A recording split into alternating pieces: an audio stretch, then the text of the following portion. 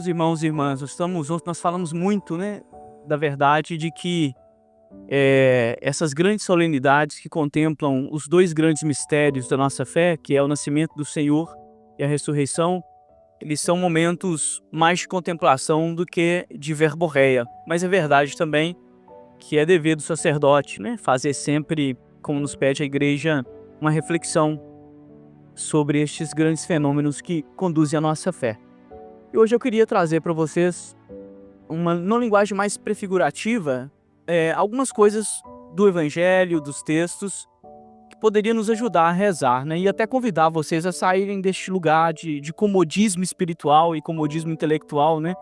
Que é quando a gente se encontra com um fenômeno que nos incomoda muito, a gente pode também falar, isso a gente só contempla, a gente não pensa, né? Também pode ser uma armadilha, né? Nós somos convidados a sair deste comodismo, porque realmente o nascimento do Senhor, ele traz pra gente, né, essa grande novidade para nós cristãos e, ao mesmo tempo, um grande incômodo por várias coisas, né?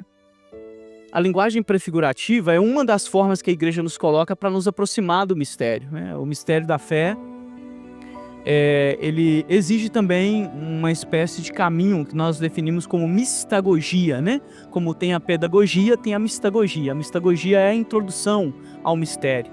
E o que é a linguagem prefigurativa? É, na verdade, uma leitura que nós fazemos a partir da espiritualidade de eventos que aconteceu no Antigo Testamento que poderiam iluminar o Novo Testamento. Então, vou dar um exemplo, né? A gente tem lá a passagem do Mar Vermelho. Então, a passagem do Mar Vermelho é a linguagem prefigurativa para a Páscoa de Cristo. Como teve a Páscoa dos judeus, tem a Páscoa de Cristo. Como sacrificar o cordeiro pascal lá, não é isso? Sacrifica um cordeiro pascal aqui. Então, por isso que a gente chama de linguagem prefigurativa. E hoje nós temos várias delas que a gente poderia tomar para pensar o Natal e que eu queria colocar para vocês. Mas por detrás dessas linguagens que nós vamos falar hoje, dessas imagens de prefiguração, eu queria retomar com vocês, não sei se saiu por aí, né? A internet tem coisa muito boa e coisa muito ruim, eu tento pegar aquilo que é o melhor, né? Saiu por aí faz um tempo atrás uma recitação na verdade era um poema homilia de Antônio Vieira, recitado pelo Lima Duarte. Eu não vou recitá-lo aqui porque eu não me recordo de cor, mas o teor, né, deste poema de Antônio Vieira era falar da beleza da Páscoa e do Natal enquanto revelação daquilo que é o ser humano. Ele dizia assim, né? Quando eu olho para o meu corpo e para a minha carne e vejo o mal que eu sou capaz de fazer com o meu corpo e com a minha carne, eu penso que eu realmente não valho nada. Mas quando eu penso que Cristo se encarnou por mim e que derramou o seu sangue por mim, aí eu sou levado a pensar que eu valho muito, que eu sou muito poderoso. Bonito isso, né? Significa que a encarnação revela algo sobre nós. E nós temos várias imagens prefigurativas aqui. A primeira delas, que aparece de forma muito bonita, está lá no texto de João.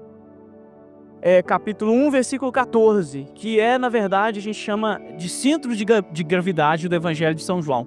Quando ele vai dizendo que no início era a palavra, né? E a palavra estava em Deus, e a palavra era Deus. Aí chega um momento no versículo 14 que ele fala, e a palavra se fez carne e habitou entre nós. Hebreus hoje vai falar que Deus falou com os seus santos por meio de muitos sinais, e que ultimamente ele resolveu falar por um deles, que era o sinal por excelência, que é o próprio Cristo, né?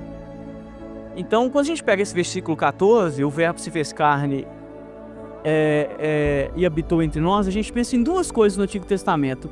O primeiro que vem à nossa cabeça, e isso a tradição teológica coloca, não sou eu que estou colocando, né?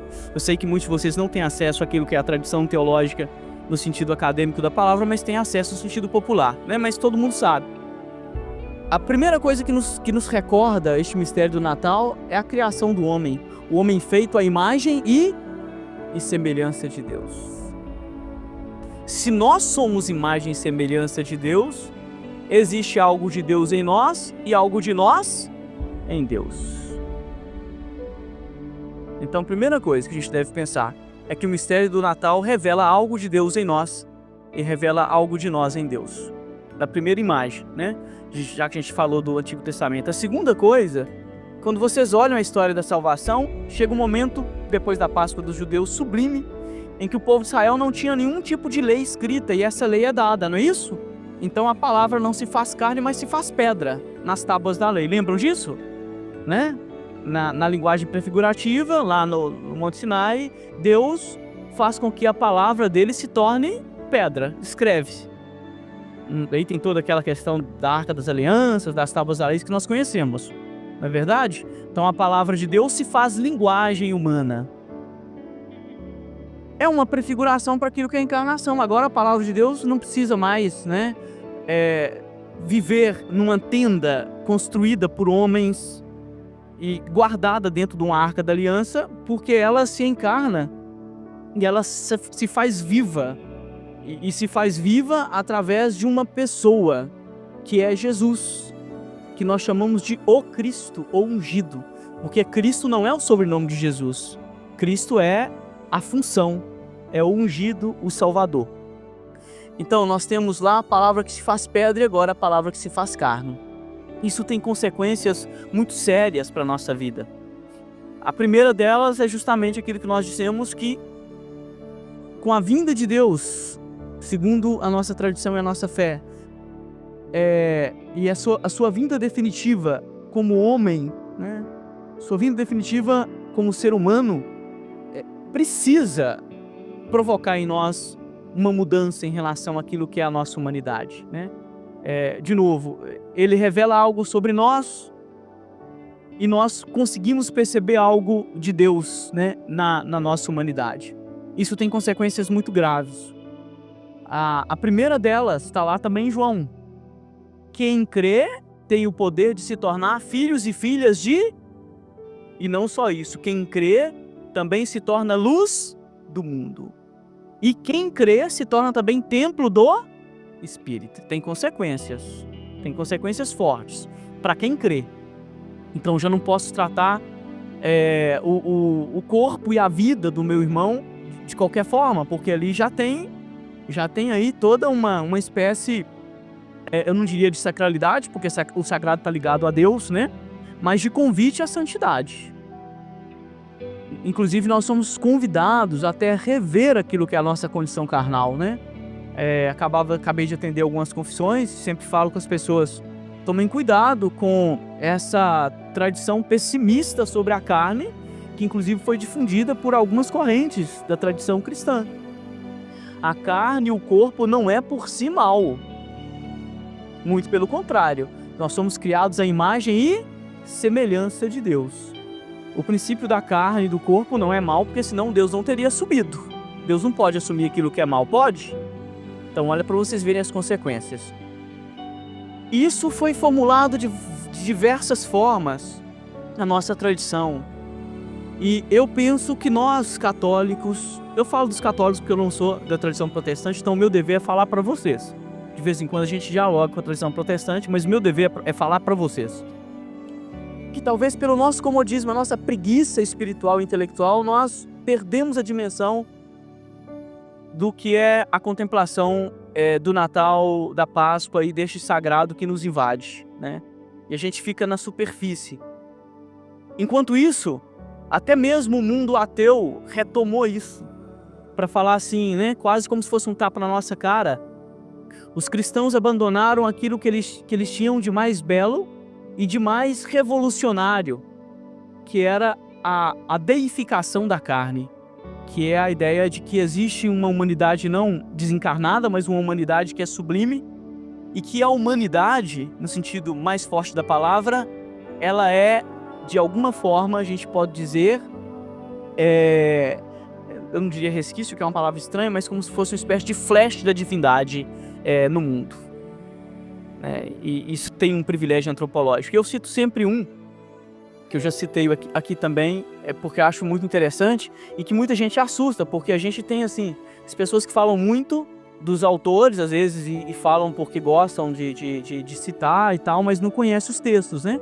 Quando você vai lá ler de verdade o Sartre, que é um filósofo ateu, né? Lá no Ser e Nada, vocês vão encontrar uma passagem dele que ele está fazendo alusão entre aquilo que é o corpo de Cristo, o corpo dos casais e o corpo da Eucaristia. E aí ele vai dizer uma frase, que depois a gente traduziu né, de uma forma mais livre, que é o Je le fais goûter ma chair pour le forcer se sentir cher, que a gente traduz como, né, como se Cristo dissesse, quando alguém pergunta por que o Senhor se encarnou e por que não só o Senhor se encarnou, como o Senhor deu o seu corpo para nos salvar.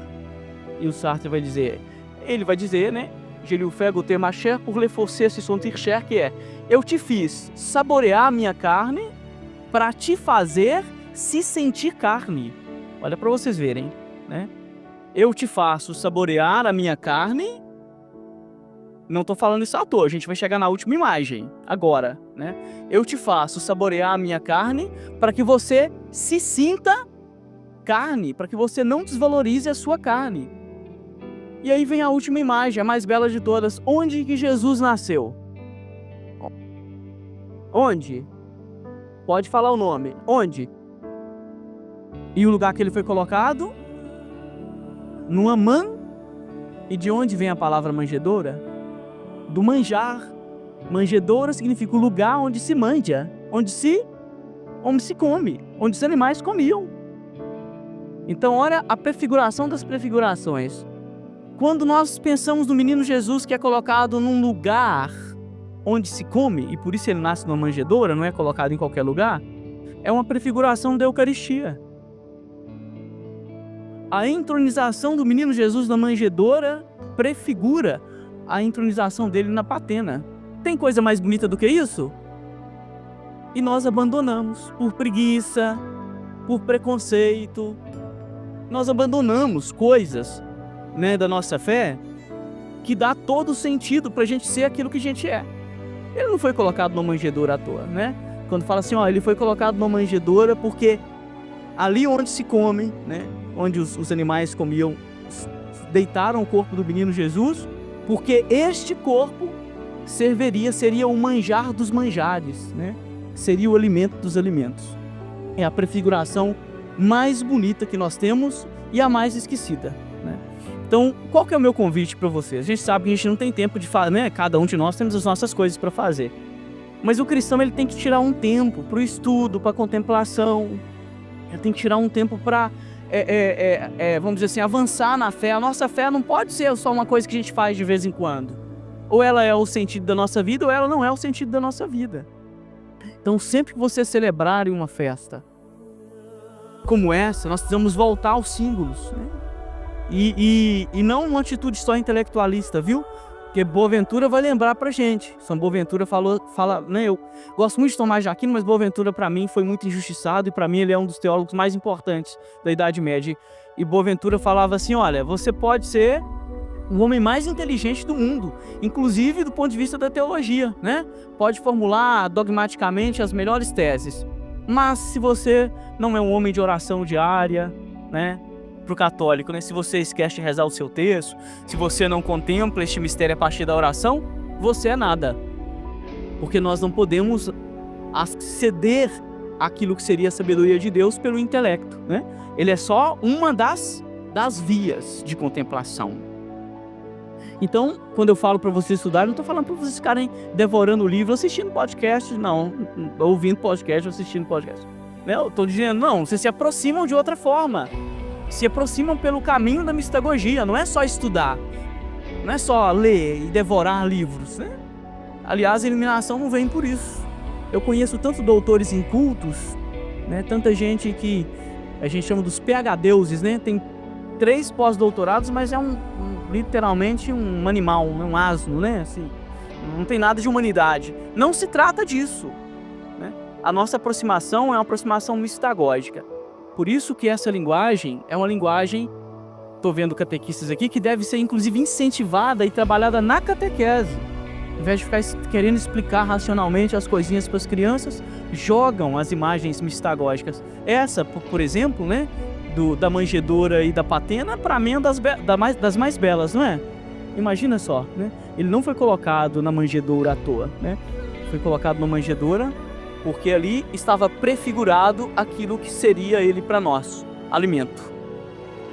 Então, nós colocamos, né, essa reflexão, já terminamos aqui. pedindo que vocês voltem para casa de vocês, agradecidos a Deus pelo mistério do Natal, e que essas palavras e que essas imagens possam nos fazer agradecer a Deus, né, diariamente pela beleza que é a nossa fé. E que essa beleza, né, possa nos ajudar a sermos não simplesmente melhores cristãos, né, mas antes de tudo melhores seres humanos, né? Que a nossa humanidade possa realmente revelar algo da divindade para este mundo tão desumano e tão bárbaro. Louvado seja o nosso Senhor Jesus Cristo.